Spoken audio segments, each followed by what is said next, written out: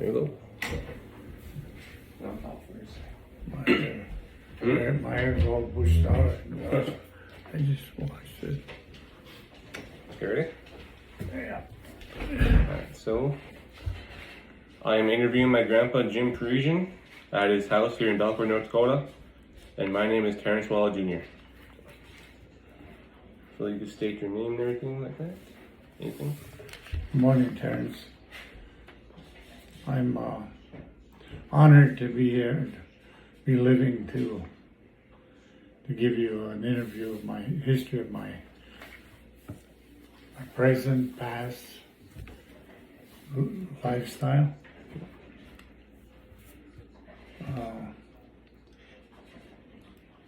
I don't know what questions, if you want to start off with the questions, and I'll respond to them. Alright. So let's see. Talk about the places where you live. Okay, when I got married in May 10, 1958, I lived with my parents, and Grandma lived with her uncle and auntie. I got married, like I said, on May 10, 1958. And as we got married, shortly, 3 months later after we got married, we went on relocation to St. Louis, Missouri, which was mandated here in all reservations throughout the United States that families be relocated. And as I sit here now, I see the reason why they try to divide the local natives to keep them from speaking the language and their lifestyle, way of living. And then I went to school in St. Louis as a welder, took up a trade as a welder. I come back 10 months later, and I got a job here in Belfort, building the old elementary school now. And, I worked here for a year and a half. I finished the project, and within a month or two, I was requested to go to work for the BIA, Bureau of Indian Affairs. Facility management. I worked there for approximately 19 years as a labor, water plant operator, and leader in that division. And after 19 years with BIA, I went into private business in the mall here. I tried to build this mall in Belfort, and I went there, rented space there. I was in the business of clothing for a period of 3.5 years. And that was during the recession. We get close to the Depression. So during the recession, I applied for a few jobs in different places, and here one day I got a call that I'm being selected in 1982, being selected for a tribal employment rights office as the Taro director. I went to work for the tribe in October 1982, and I worked all the way through 2004, and then I retired. And after I retired, the tribe, different administrations, during 6 years, I worked for the tribe as an appointee. And then in 2014, we'll back up a little bit. 2012, I went to work for the courts as a public defender. I worked there a little over 2 years. And then I applied for a job for the tribe as a field compliance officer through TARO, the program that I administered for 22 years.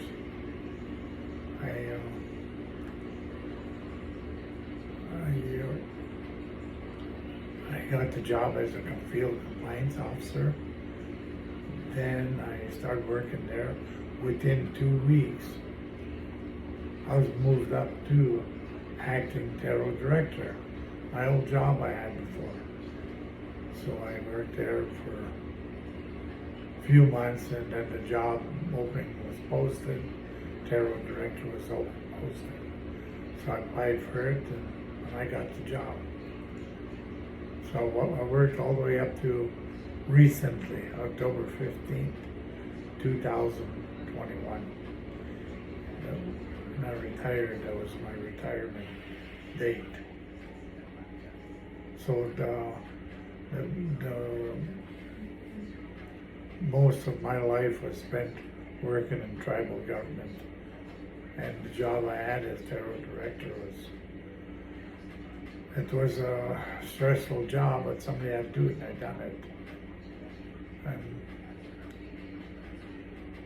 it shows today because I brought in a lot of issues that was hurting our people.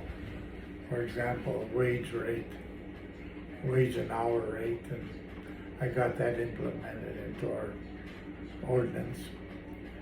Had Indian preference included in their local. Indian preference was in the Act back in 1934 and revised in 1974. And after I got on, I requested working through the TARO Board of Commissioners to implement Indian preference, local Indian preference, and today that's law.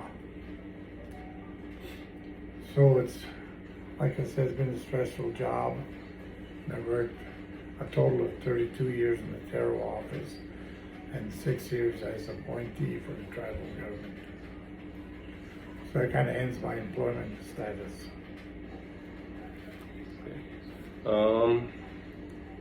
Talk about your siblings. Okay, I come from one of the largest families here in Turtle Mountains. There was 18 in my family, and today we're down to 4. Most recently, I lost one of my older siblings, sisters, Dorothy Baumgartner, and just within the last 2 weeks, I lost one of my younger brothers, Leonard Parisian. They both died of this COVID-19. So as we grew older, we had the task, we had work to be done within the family. Every day. So there was eight girls and 10 boys in my family. All my sisters, they're all deceased now. And I only have 3 other brothers left, Raymond, Joe, and Vincent.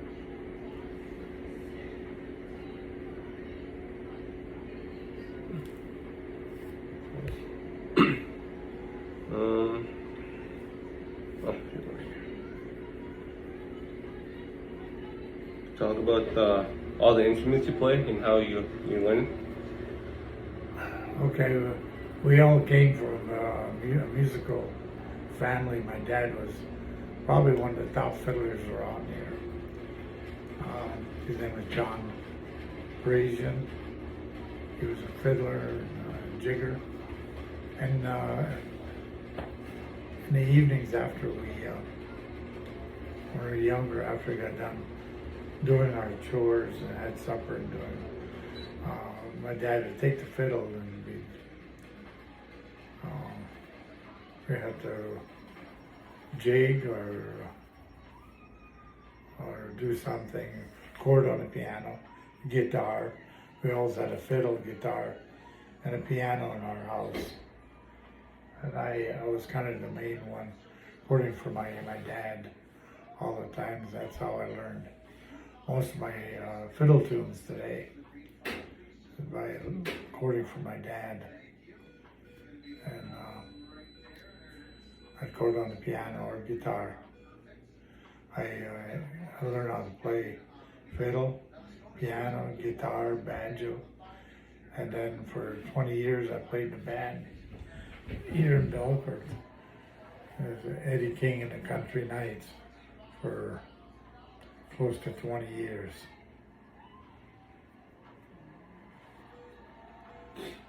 Played for weddings, we played for Christmas parties, we played in the local taverns, and when we got invited to go out, we always went out and played different places. We backed up some of the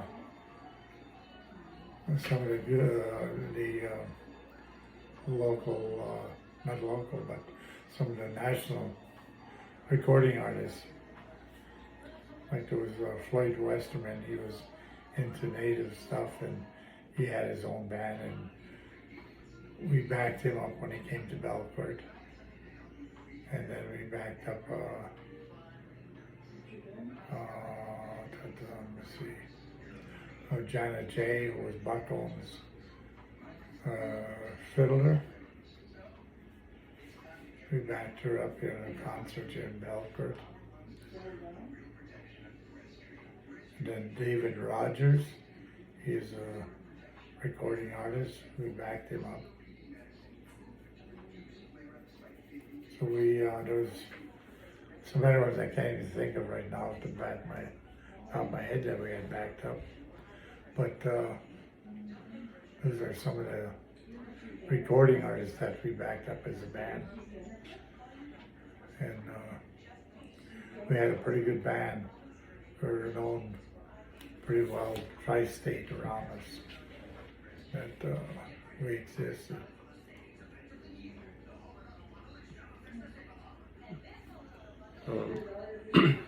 You talk about your children, grandchildren, great-grandchildren. Okay. Like I said, I got married in 1958. And shortly after, our boy, oldest boy, was deceased now. His name was Jesse. And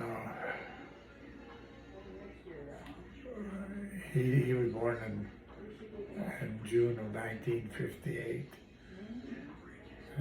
Junior, he's born in October 1960. And we have Peggy, was born in January 1962. And then Becky was born in February 1963. And the twins are the babies, Paulette and Paula. They were born in November 1965.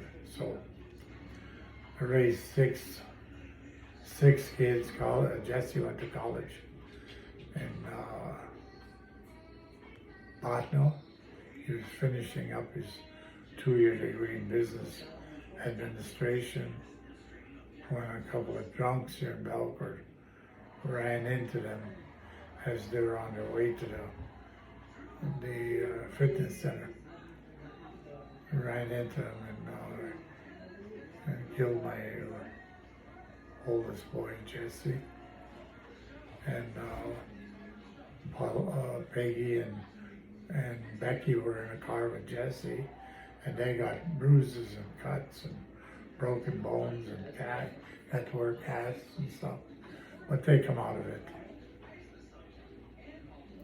And then, so I raised 6 kids. And then within my 6 kids, I have 12 grandchildren.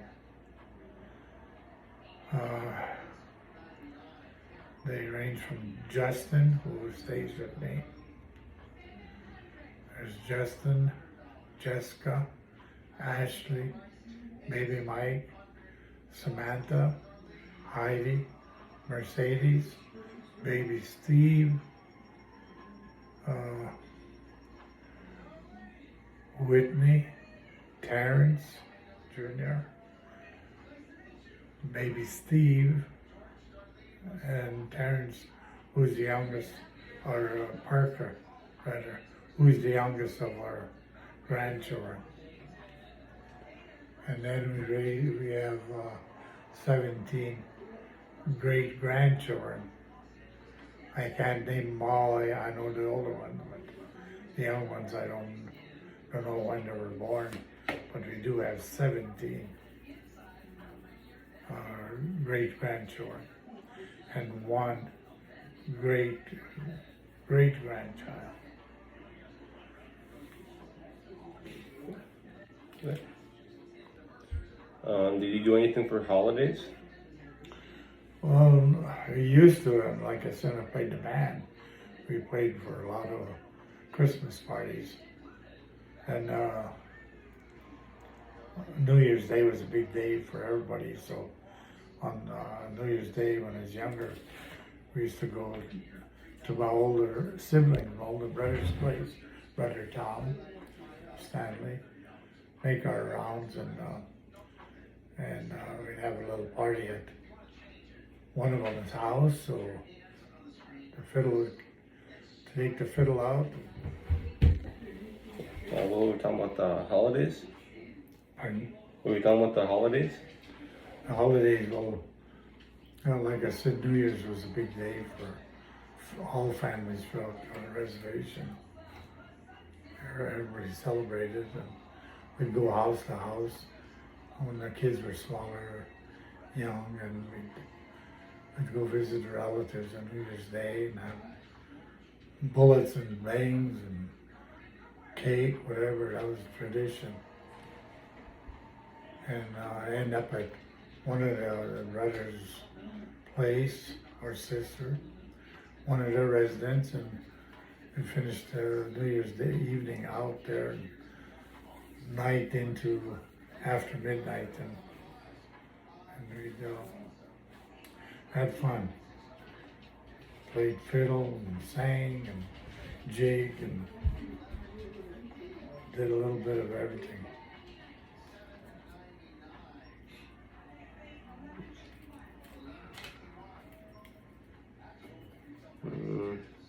What school did you go to? Went to Belcourt School. I went to the old elementary school. They knocked that down a couple, 3-4 years ago. The old elementary school, that's where I went to. Yeah, no, we'll be good. No, we're talking about the school. Did you get all my... You want to keep talking about the school or something else? Yeah, just a little bit to add to it. And like I said, went through up to 11th grade. The next year I got married, and had nothing to do with education until I, back in 1981, I went to college. I wanted to take a GED test. It was just a couple-hour test, 5 subjects, and so had questions, had to answer them. And here I passed my GED test. Belcourt, the college, took it. One of their teachers took the test, and I passed it. And within a couple of days, I was on my way to the college in Devil's Lake to try out for my GED certificate. So I go down there. It was a 4-hour session. When I got done, I passed everything with flying colors. So I got my GED. Then when I applied for this job as Tribal Employment Rights Officer, it required a 4-year degree in business administration. I did not have that. All I had was my GED and the experience I had under my hat working in the construction field.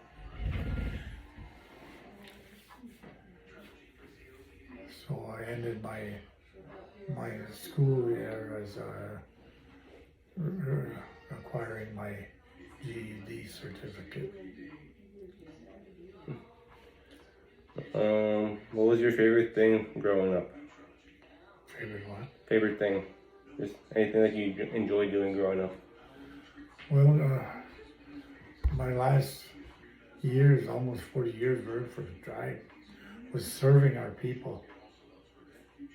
You know, putting our people to work and make sure contractors, when they came to work here in our reservation, that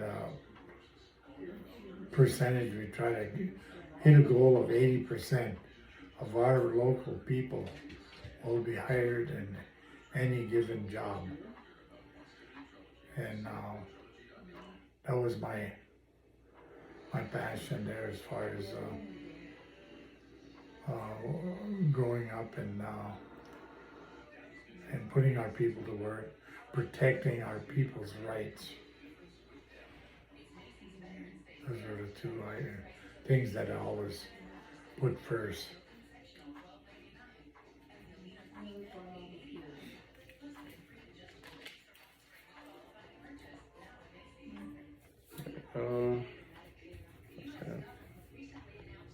How is life different now than 50 years ago? 50 years ago, we did not have running water. We didn't have electricity. Some people did. We didn't have the nice roads we got today. We don't have the nice schools we have today. We had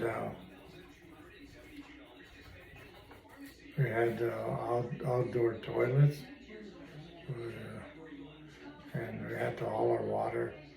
Remember where we stayed, we had to haul water by the cream can in wintertime, pull on a homemade wooden sled, half a mile to go get water. Every day after school, there was different one of us is sure our duties. We had to do it. We had to chop wood to heat the house. We had to haul wood from out in the bush to keep the house warm. Many countless times in the wintertime when we woke up in the morning, our water and our cream cans were froze. That's how cold it got in the house. But yeah, it's a big difference from 50 years ago and today. Today we got all the luxuries of anything you want. The sky's the limit. You know, you put your mind into something you want to do, and you do it. You overcome it. You succeed. You've done your job. Okay. Did you play any sports? I played a little basketball in grade school, so no, I never did get into any kind of high school activities of any kind. No. Just grade school. Did you do any high school activities? Did you do any high school activities at all? Like band or anything like there was? Play band in a band? in like high school? Did you play in like the high No. school band or anything like that? No, I never played in any high school Yeah. band, like I said, any kind of activities, you know. I think them days they didn't have like we have today. Nice band, all the equipment, and, Mm-hmm. yeah. So let's see. You could talk about other languages you speak and how you learn them. Well, I could speak the Métis or Michif, French Michif. It was taught by our parents, you know, they spoke that Michif, Cree language. And that's how we learned. I could speak Michif Cree fluently, but I can't carry a whole sentence. I probably could if I worked on something I'd say, but I could answer people when they talk to me in Michif. I could answer them in Michif. That was the language that people spoke a long time ago. The Cree and Michif mixed. Can you say any sentences in other languages, or just speak it? No, I just a few words in Spanish, you know. I understand a few things, what the words mean. And as I grew older, I really understood what they really meant, so I wouldn't dare to speak it today. Well, like, can you say like, good morning and like nature and all that? Oh yeah, And you like just say that on there? Like, good morning, anything like that? yeah, like good morning, bon matin, tanshi, how are you? And if a person say tanshi, I tell them, je vais, that means good. Yeah, I mean, I could speak a few things, you know.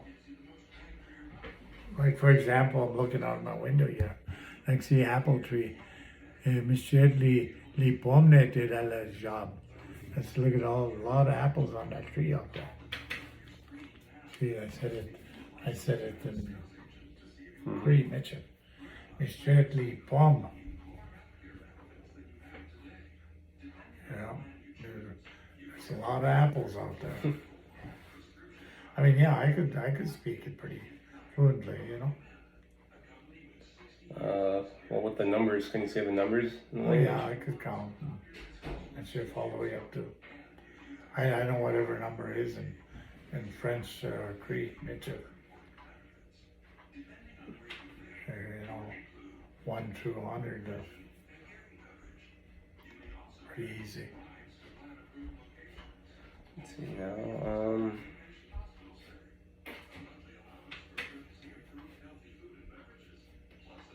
You don't have to talk about this one if you don't want, Grandpa, but what about your siblings that went to the boarding schools?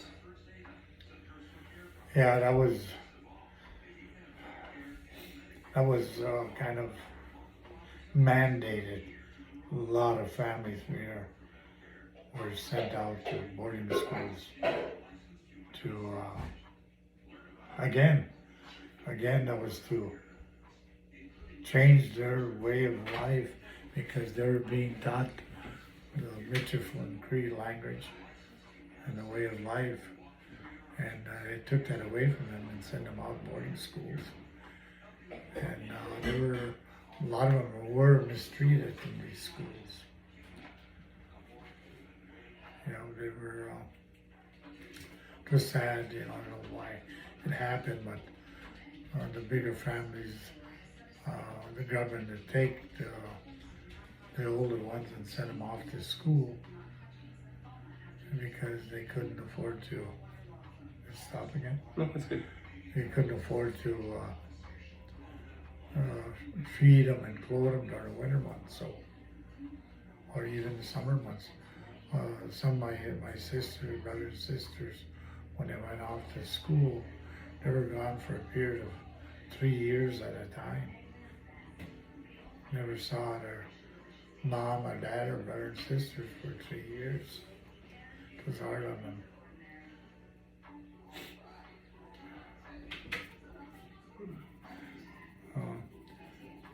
Just I had one of my older sisters, Mita Bercier. She has a book out today, and it's pretty popular. You know, a lot of people are buying it, reading it, and get the kind of true experience of what they went through when they were young and they're sent off to boarding schools. One more. If you could give any future advice to the younger generation, what would it be? Go to school and get a degree. Yeah, finish your school and go to college, and so you get a good job. Okay. Want to add anything else at all? Well, it's really, I think I kind of said it all in a nutshell, you know. Mm-hmm. I just want to thank you for interviewing me and give you a little history of how I grew up and what it was like. All right. Thank you, Grandpa. Thank you.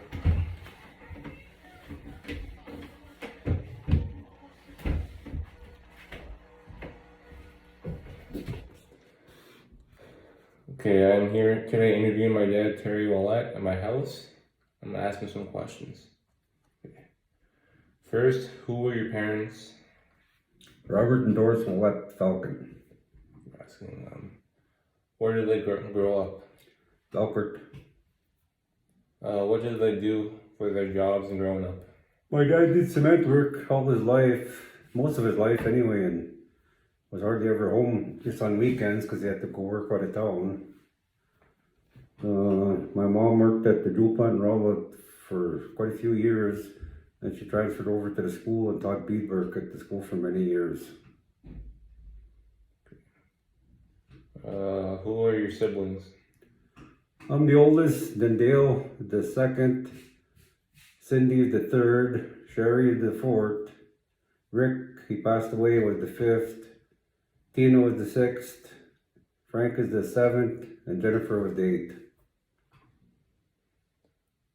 Who are your children and what do they all do? What's that? Who are your children and what do they all do? Mine?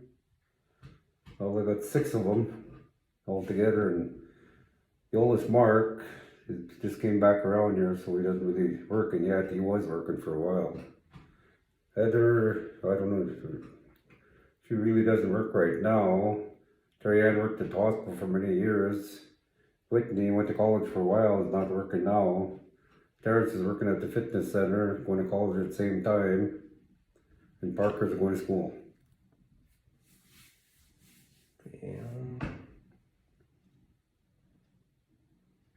What did you do for your jobs from growing up till now? My jobs? Yeah.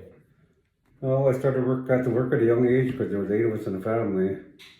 I started working in Canada at the Peace Gardens on the music camp, block tending with my dad and them.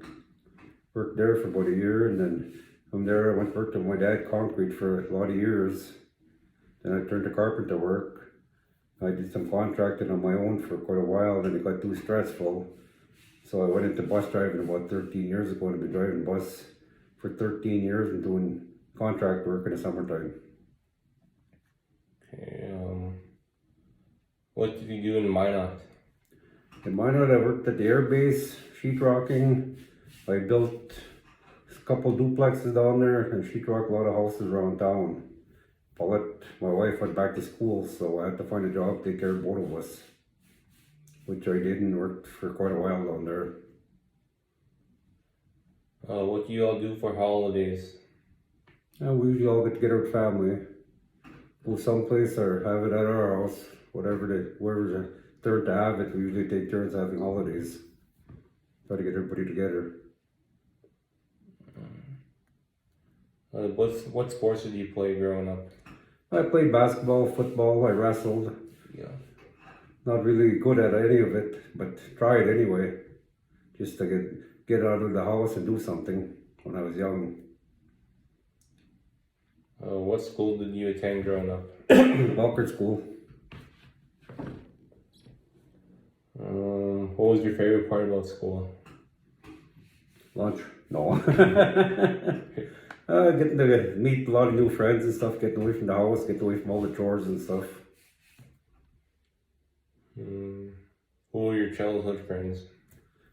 Pete Manson, my neighbor, was one of my better friends. Jerry Persian, Stanley and Richie, we used to hang out together all the time. Who are your friends now? I got Bruce Moran, Junior Persian, Beef and Buck Grant, Shane Martin, and a few other ones.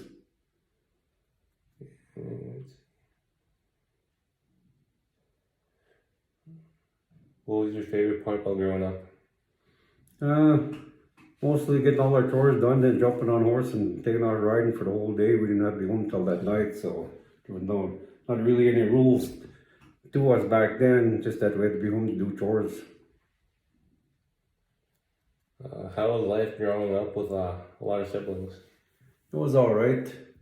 A lot of sacrifices and stuff. Like I said, I had to work at a young age, give up most of my money to help out with the family and stuff. And no, that was about it. It was alright, I guess. What was your favorite chore you had to do? None of them were really favorite, because we raised horses, chickens, cows, and pigs. And we had to get up at 5:30 in the morning. I had my brother Dale walk a ways to get to an outside well, water all the horses, cows, chickens, pigs, feed them. And we had to get up 5:30 every morning, get all that done, and walk a quarter of a mile to the bus by at least 7:30 to catch the bus. So it was kind of stressful on cold days. What was your favorite holiday growing up and why? I don't know what I'd say. I don't know. Christmas is supposed to get new things. With a family of 8, it wasn't very often you'd get new things.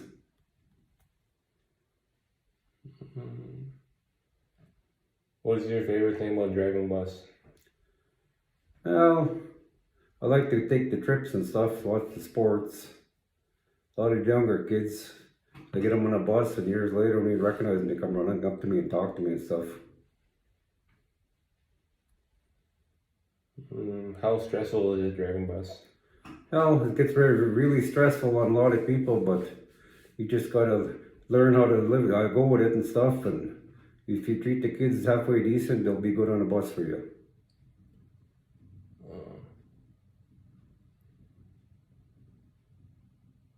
How do you memorize your bus route when there's new people going to school?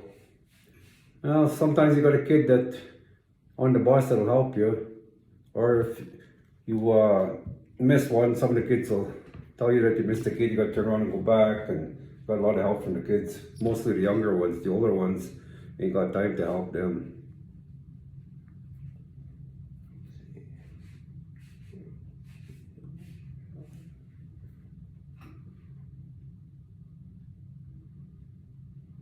What's your favorite sport to watch? Football on Sundays with the family. I like watching football with the boys, and then basketball.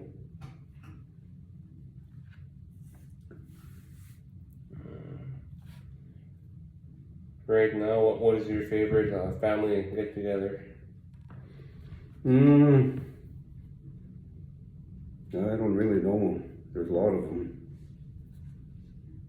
Probably Thanksgiving, a lot of eating and stuff, visiting.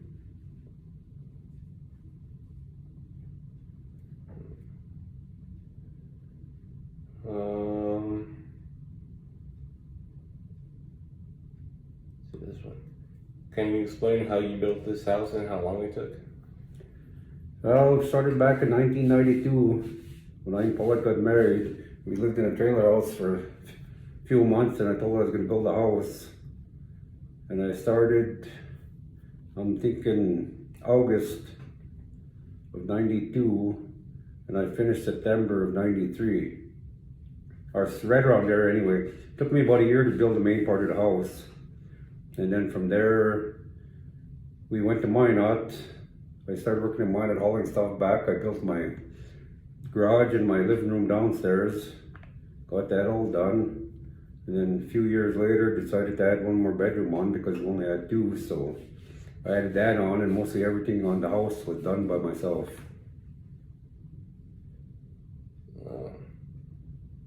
How much do you like having horses in the back? What's that?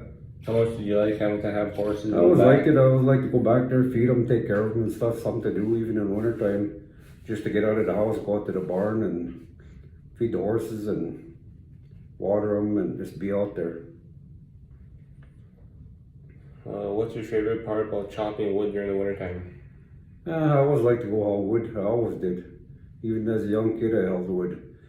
Then as I got older, I liked hauling wood and bought an outdoor wood stove and had to go out every day and fill that up and keep the house warm and stuff. And I've enjoyed hauling wood all my life.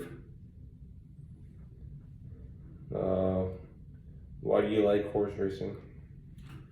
I don't know, I've always liked horses, so horse racing kind of come into it with my father-in-law, Steve Keplin, and we started going to races and stuff. Bought a few race horses, kind of liked it. Spent some family time with the family and stuff at races. I always enjoyed it. What's your favorite part about traveling in the country? I don't know. I like going when my boys compete. Like Parker goes all over to North Dakota. I like to watch all his games and stuff. Terrence, him, that's a different story. Goes all over the United States, him. But I still go to him no matter what. I very ever seldom missed any of the kids' sports. What was your favorite state that we went to for my competition? Probably, thinking California. California. What was your favorite part about California? The place we stayed was a lot of fun and stuff, and then driving over to LA and seeing all the stuff that Terrence wanted to look at and stuff, and just seeing how happy he was, seeing all the stuff he dreamt about was a good part of the vacation. How do you like seeing the ocean when we went to California? It was nice, first time I've ever been close to the ocean. They told me jump in, I didn't jump in, I touched the water, it was ice cold.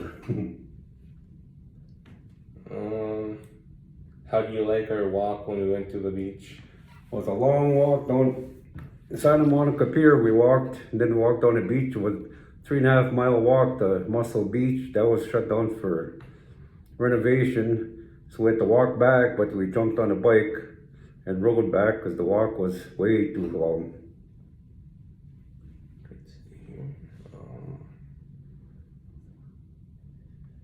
What do you like about going to Las Vegas the 2 times you went there this year?